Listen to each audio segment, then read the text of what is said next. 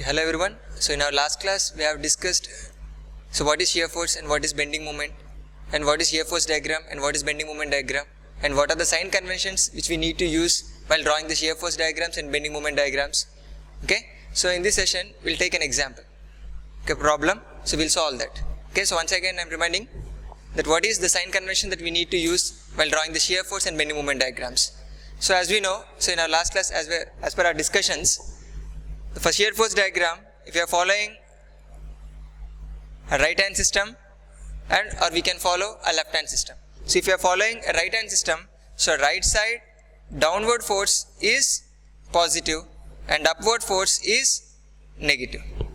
So if you are taking a beam which is at left to the section which you have considered, then left side upward force is positive and downward force is negative. So this is the sign convention which we need to follow while drawing the shear force diagram. And similarly, we have followed another sign convention for bending moment diagram. So in bending moment diagram, so no need to check for the right hand section or left hand section. Okay, just if it is a sagging, then the bending moment is positive, and if it is hogging, then the bending moment is negative. Simple. Okay, so while following the sign conventions, we have to solve this problem.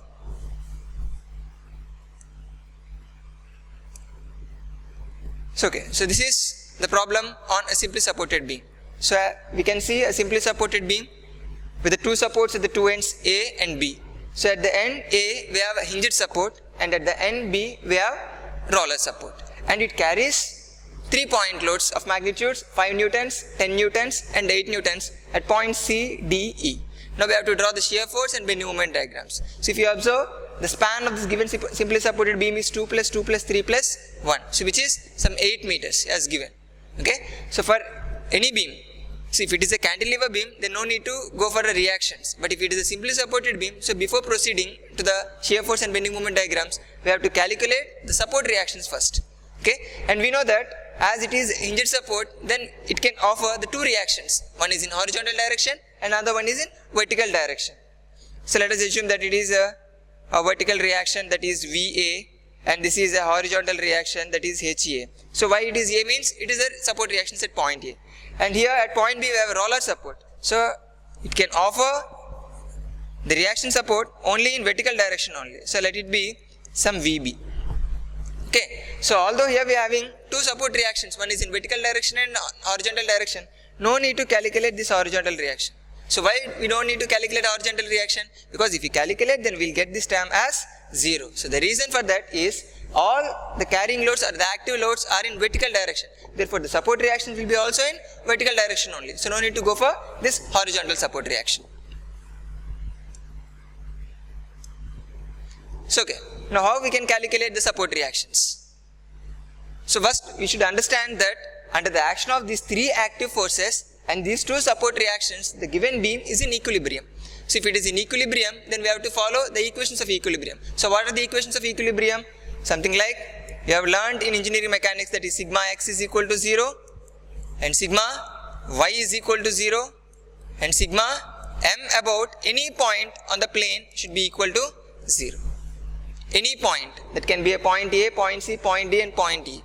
So what is sigma x equal to 0? That is the algebraic sum of all the forces which are acting along x direction should be equal to 0. So why will term that as algebraic sum? So it is different from sum. So algebraic sum means we have to consider the directions. If the force is acting along positive x-axis, those are treated as positive. If those are acting along negative x-axis, those are treated as negative forces. Clear? Similarly, sigma y equal to 0. That is nothing but the algebraic sum of all the forces which are acting along y direction or in vertical direction should be equated to 0. And the forces which are acting in upward direction can be treated as positive, and in downward direction can be treated as negative. And next, sigma m about any point, because sigma m, that is the algebraic sum of the moments of all the forces about any point on the plane. So either it can be point A, point C, point D, point E, or some other point, some F, wherever. So the algebraic sum of the moments of all the forces about that moment center should be equated to 0. So algebraic sum, either all the moments can have only two directions, either clockwise movement or counterclockwise movement. So clockwise movement can be treated as positive and counterclockwise movement can be treated as negative. Or you can say something like clockwise moments, the sum of the clockwise moments is equal to the sum of the counterclockwise moments. So any other means you can calculate these three equations, the sigma x equal to 0, sigma y equal to 0, sigma m equal to 0. So by using these three equations, we have to solve first the support reactions. Then the support reaction at point A is Ra, that is in vertically upward direction, and the support reaction at point B is Rb, that is also in vertically upward direction.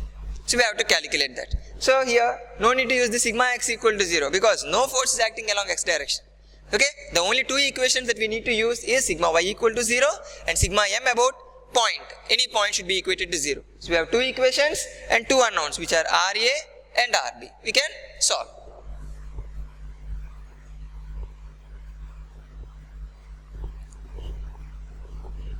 So now, this is the beam. Now how we can proceed? That is, first of all, using the condition that is sigma ma is equal to 0. So before that, just check sigma y equal to 0. There I said sigma y equal to 0. So here sigma fy is equal to 0. That is the algebraic sum of the forces along y direction should be equated to 0. So how many forces are there?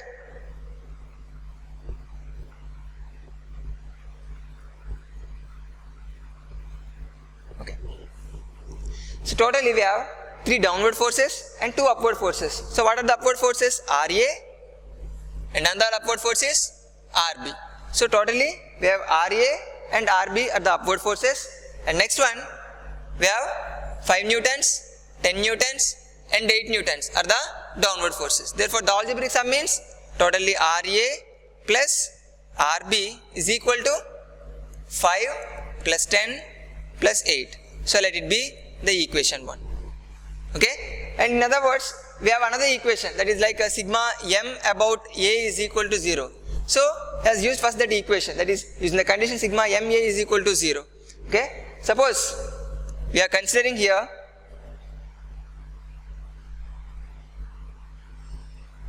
so here we have considered the point A as the moment center. Now we have to calculate the algebraic sum of all the forces, the algebraic sum of the moments due to all the forces about point A. So about point A, as we have Ra, as the Ra is passing through the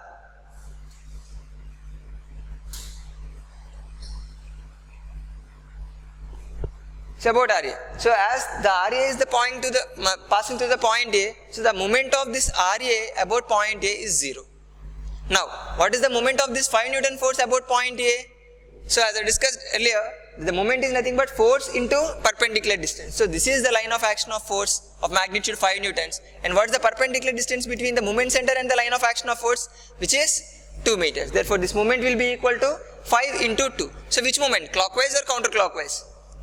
The sense will be a clockwise moment. So clockwise moment can be treated as positive. Therefore first we'll have 5 into 2. This is of some positive value. And the next, what is the moment due to this 10 Newton force about point A? The force of magnitude 10 Newtons, and what is the perpendicular distance between the moment center and the line of action of force? That is 2 plus 2. Totally we have 4. Therefore the moment will be equal to 10 multiplied by 4. That is positive or negative? We have to check the moment, sense of the moment. Again this is also a clockwise moment, and again positive. That is 10 multiplied by 4. This is also a positive. Okay, and next one, what is the moment due to this 8 Newton force about the point A? Again same, 8 multiplied by perpendicular distance. The perpendicular distance is 2 plus 2 plus 3. Totally we have 7. Therefore 8 multiplied by 7 is the magnitude of the moment, and the sense is again, that is a positive sense. Again this 8 into 7 is also positive. Now coming to the last force, that is Ra. What is the moment due to this force Rb about point A? That is Rb multiplied by the distance between the moment center and the force, that is totally 2 plus 2 plus 3 plus 1, that is 8. Rb into 8 is the total moment. But why I have mentioned is negative sign here. The negative sign, that is the sense of this moment due to Rb is counterclockwise. Therefore that's why it is minus Rb into 8. So that is the algebraic sum. That is the moment due to this 5 newtons is 5 into 2 positive. The moment due to this 10 Newton is 10 into 4 positive, and the moment due to this 8 Newton force is 8 into 7 positive. And last, the moment due to this Rb is Rb into 8, which is a negative because it is in counterclockwise sense. And what is the moment due to this Ra about point A? 0. No need to consider that. Okay, so the advantage of considering the point A as the moment center is we can eliminate the unknown. One unknown. So if you have chosen the moment point C or point D or point E as moment centers, then we'll have two unknowns, both RA and RB. Okay, but while solving the equations, one unknown should be eliminated. So that's why I have chosen the point A as the moment center. Or you can choose the point B is also moment center. If you choose the point B as moment center, then RB will be eliminated. The only unknown will be RA. So here the point A is moment center, therefore RA was eliminated and the RB is the only unknown. So by solving this, that should be equated to 0. The value of RB is some 3.25 newtons. Okay, that is RB. As you got some positive value, then this is upwards. Clear? And next, already I have another equation, that is the sigma y is equal to 0. That is the upward forces should be equated to downward forces, or the algebraic sum of the forces along y direction should be equated to 0. So if you solve that, then RA plus RB, what is the value of RB? That is 13.25 newtons. Therefore RA plus RB should be equated to total downward forces, which are 5 newtons, 10 newtons and 8 newtons. Therefore the value of RA will be equal to some 9.75 newtons. So finally you got the value of RA as 9.75 newtons, a positive value, that means it is upwards. And the value of RB is some 13.25 newtons, which is also positive, that means it is also upwards. So this is how we have to find the support reactions first. So after finding the support reactions, then we'll go for the shear force diagram. So I already said, as I said before, the shear force diagram is nothing but it shows the variation of shear force along the length of the beam. So along the length of the beam, how the shear force varies. So what is the value of shear force at point C, and what is the value of shear force in between point C and D? That can be seen in the shear force diagram. So for that, I considered some different sections. This is the section 00, section 11, section 22, section 33 and so on, section 88 and section 99. Okay, so in general no need to go like this to consider different sections at each and every point. Simply you can consider the section at point B, here at point load, and here, and here, here, and in the sense you can consider the points at the supports and as well as at the points where the point load is acting. Okay, but why I have considered the section 0011 before and after that point, where I need to find out the shear force, and here this is the point where I need to find the shear force, but I have considered two sections before and after that point. So the reason for that is we can check how the shear force varies in between the point A and B, in between the point B and C, in between the point C and D, likewise. Okay, so first I have considered the section 00. So what is the value of shear force at section 00? As I don't have any beam, the value of shear force will be 0 at that section. That is the shear force value at section 00 will be equal to 0. Clear? And next, what is the value of shear force at section 11? So this is the section 11. Okay, either you can follow a right hand system or you can follow a left hand system. So if you follow a left hand system, we have to choose the algebraic sum of the forces which are acting on the left side of the section. So on the left side of the section I have only one force, that is RA, which is equal to 9.75. Therefore left side upward force, as I said before, left side upward force will be a positive. Therefore what is the value of shear force at section 11? That is RA, which is equal to some 9.75. The shear force at section 11. Next, what is the shear force at section 11? That is equal to 9.75. And next, what is the shear force at section 22? So this is the section which I have considered. So for this section, I can choose the forces which are acting on the left side of the section, or I can choose the forces which are acting on the right side of the section. So as I am following initially the left hand system, here also I will follow the left hand system. So for the section 22, so what is the shear forces, or what are the forces which are acting on the left side of the section? Again, the only force is RA. Therefore at section 22 also the shear force will be same 9.75. So from this it is clear that the value of shear force at section 11 is 9.75 and the value of shear force at section 2T is also 9.75. In the sense, there is no variation of the shear force between the section 11 and section 22. In the sense, the line should be a horizontal line. That you can conclude from this point. Clear? Next, at section 3.3, what can be the shear force at section 3.3? Again, consider the forces which are acting on the left side of the section 3.3. Again, you have two forces. So this is the section which I have considered. So to this left section, we'll have two forces. One is RA and another one is 5 newtons. So the RA is acting in vertically upward direction and this 5 newtons is acting in vertically downward direction. Therefore, RA is positive. So therefore, at section 3.3, the upward force is RA, that is 9.75 positive, and downward force is 5 newtons, which is negative. Therefore 9.75 plus 9.75 minus 5. This is equal to 4.75 newtons. Therefore the value of shear force at section 3.3 is 4.75. Similarly, the value of shear force at section 4.4, you will get the same answer, because to the section 3.3 we have totally left side we have two forces. One is RA and another one is 5 newtons. Similarly at section 4.4 to the left, we will have again the same two forces which are RA and this 5 newtons. Therefore, the value of shear force in section 4.4 also same. And from this it is clear that the variation of shear force between the section 3.3 and 4.4 will be linear, because we don't have any change. Next, what is the shear force at value of section 5.5? So at section 5.5 either you can follow a right hand system or a left hand system, anything. So if you follow a left hand system, then how many forces are there to the section 5.5? We have RA, 5 newtons, 10 newtons. As RA is acting in upward direction, positive, and these two are negative. Therefore, at section 5.5, totally we have, so till now we have already calculated, that is 4.75. So in addition to that, I have another force which is 4.75 minus 10. Therefore, at section 5.5, totally I have minus 5.25 newtons. The value of shear force at section 5.5 is minus 5.25 newtons. Okay. Next, what is the value of shear force at section 6.6? Same. The value of shear force at section 5.5 will be equal to the value of shear force at section 6.6, because in between I don't have any forces. Therefore, the value, what is the value of shear force at section 5.5 will be equal to the value of shear force at section 6.6. Clear? And next, what is the value of shear force at section 7.7? This is the section 7.7. So for that, no need to consider all the forces. We can follow right hand system also. So what are the forces which are acting on the right side of the section 7.7? Only one force, which is RB of magnitude 13.25. But to the section right side, upward force is negative. So if it is negative, then what is the value of shear force in section 7.7? That will be equal to minus 13.25. That you can see here. So here in the question has followed the left hand system, but I have followed the right hand system. So whether you follow left hand system or right hand system, the value will remain same. You don't have any change. Clear? And at last, the value of shear force at section 8.8 and 9.9. At 8.8, same. What is the value of shear force at 7.7 will be equal to the value of shear force at section 8.8. No change. The value of shear force at section 9.9, again 0.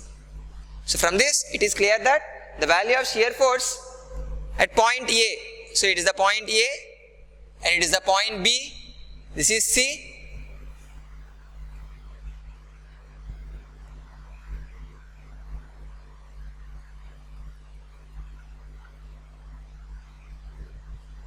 So the value of shear force at point A is finally how much? That is at point section 1.1. That is 9.75 newtons. And the value of shear force at point C is at section 3.3 consider. That is 4.75 newtons. And the value of shear force at point D, that is at section 5.5. That is minus 5.25 newtons. And the value of shear force at point E, that is at section 7.7, that is equal to minus 13.25 newtons. And finally the value of shear force at point B is at section 8.8, that is also equal to minus 13.25 newtons. So using this, we can draw the shear force diagram. So this is the shear force diagram. Okay. So the value of shear force at point A is 9.75 and the value of shear force at point C is also 9.75. Then just before the point C and after the point C. So just before the point C, we can have a linear, that is 9.75. But at point C, we can have decrease in the shear force, that is 4.75. So this sudden drop, what is the sudden drop? That is 9.75 minus 4.75, how much? That is equal to 5. That represents this 5 Newton force. So due to this 5 Newton force, the shear force value got decreased suddenly from 9.75 to 5.75. Similarly, here also. So till now, just before the point D, you can have the same 4.75. Just at point D, you got some 5.25. So the reason for that is 10 Newton force. What is the difference? That is 5.75 minus sign, no? So minus sign, minus of minus 5.25.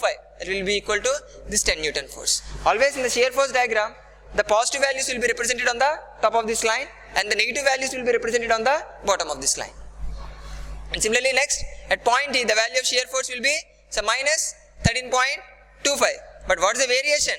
Again linear, and suddenly we will have decrease in the shear force value. So the reason for that is, here we have some 10 Newton force or something, or 5 Newton force. Clear? And at last the value of shear force at point B will be minus 13.25. But here I have not represented this minus sign because the negative values are represented below the line and the positive values are represented above the line. Is it clear or not? So similarly it is the positive one and this is the negative one. Clear or not? So this is the shear force diagram. It shows the variation of shear force along the length of the beam.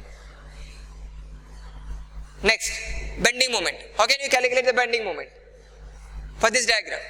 Similarly, just consider the points as A, C, D, E, B. Okay? So what is the moment, bending moment at point A? Bending moment at point A, either you can follow a left hand system or a right hand system. So if you consider a left hand system, so here I have RA. So what is the value of bending moment at point A?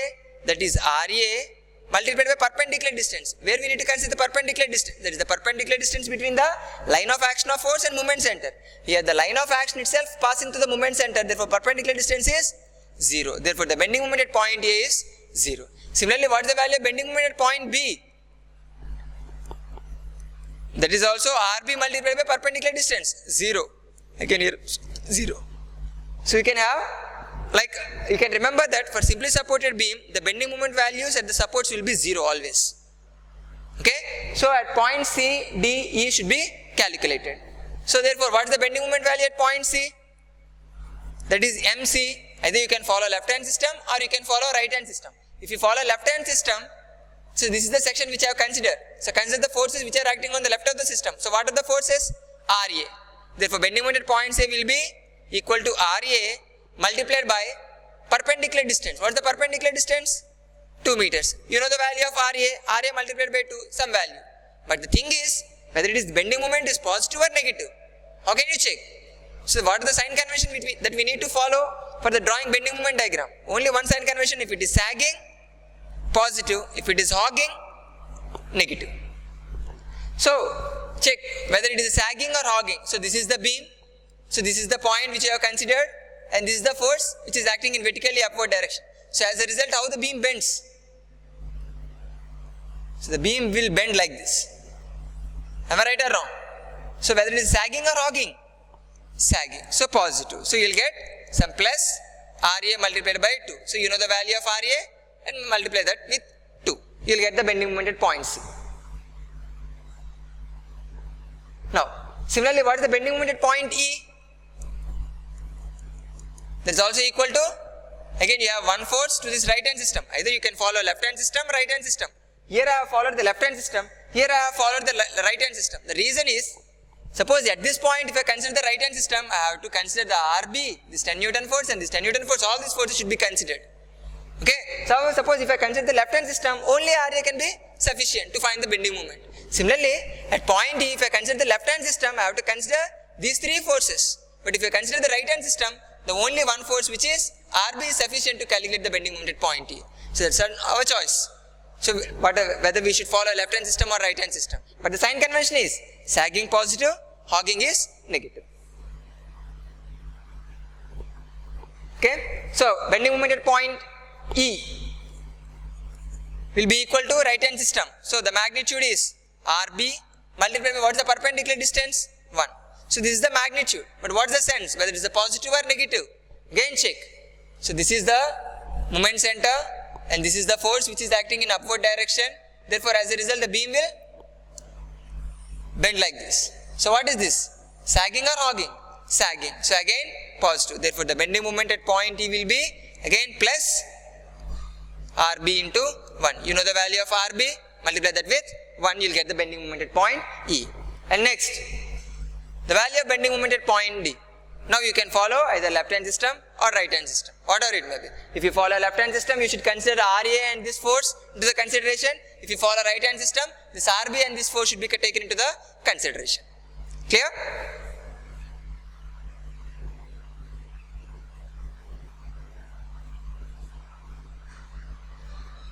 So I said bending moment at point A is 0 as it is simply supported.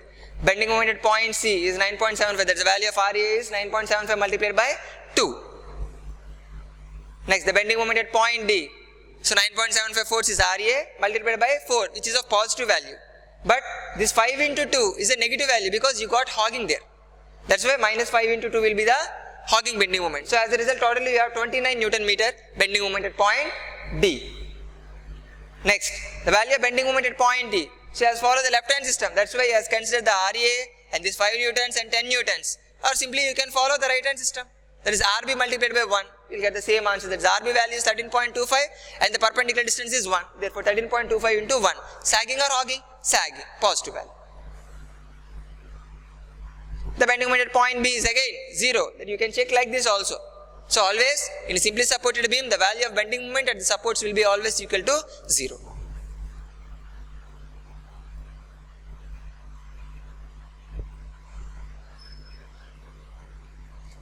So this is finally the bending moment diagram.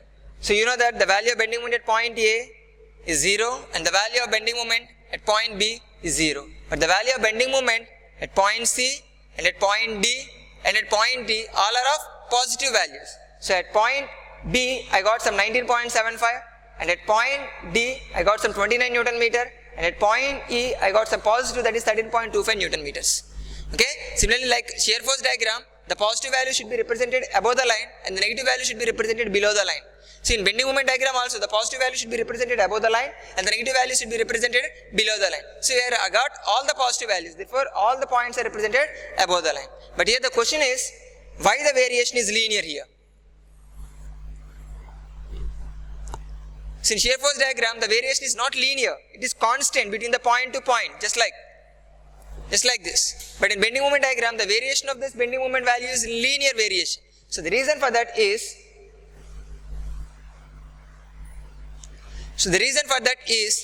consider a section XX here. Okay. So what is the value of bending moment at the section XX? So you follow the left hand system. So here we have a one force which is RA of magnitude, how much? Some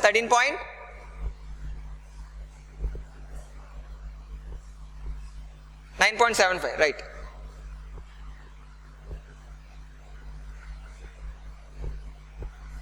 So here I have some 9.75, RA value is some 9.75. So what is the value of bending moment at section XX, which is at a distance of X from point A? At any point I can consider the section XX. I have considered at a distance of X from point A, therefore the bending moment at section XX will be equal to some RA multiplied by the distance is X. So from this it is clear that the bending moment value between the points A and B is directly proportional to X. As X increases, the bending moment value increases. If X is equal to 0, the bending moment is equal to 0. If X is equal to 2, the bending moment is RA into 2, that is 9.5 newtons. From this it is clear that the bending moment at section XX between the points A and C is directly proportional to X. As X increases, the value will increases. Therefore, you will get a linear variation. Suppose if you got some MXX is directly proportional to X square, then you will get a curve like this, not like a straight line or linear variation. Clear or not? So similarly, in between the points C and D also, the bending moment is directly proportional to X, the section which you have considered. That's why the variation is linear. Like any in between the points D and D and between the points E and B, the variation of the bending moment will be always linear. But in case of shear force diagram, in between the points, the variation of shear force is constant, not varies. It's especially for the point loads. Okay. So from this we can conclude that if you have only point loads in shear force diagram, you will have a horizontal lines, and in bending moment diagrams, you will have an inclined lines. Just do remember this. So if you understand this how the variation of bending moment in between the points, they're like linear, no problem. So if you can't, then just remember these 2 points. If the beam carries only point loads, in shear force diagram only you will get horizontal lines. Okay? In bending moment diagrams only you will get inclined lines. Clear? Is it clear?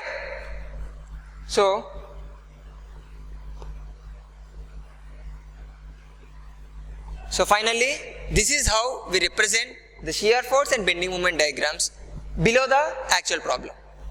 So we should not draw like, so if it is the beam, the given problem, so we can draw the shear force diagram somewhere here, or we can draw this bending moment diagram somewhere here. You should not follow that.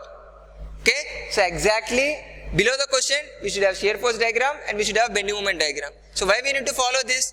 So from this question itself, from the diagram itself, we can calculate what's the value of shear force and what's the value of bending moment at a particular section. Suppose I need the bending moment at this point F somewhere here. Just draw a line.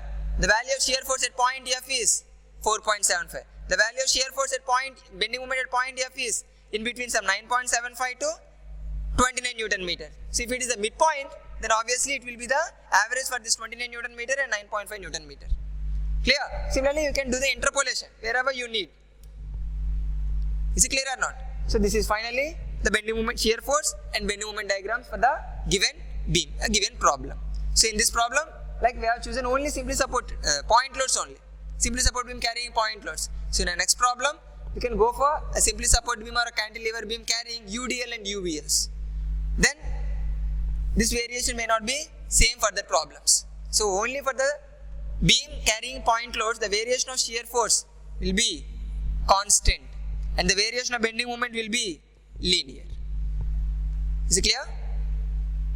Okay, we'll meet in the next session.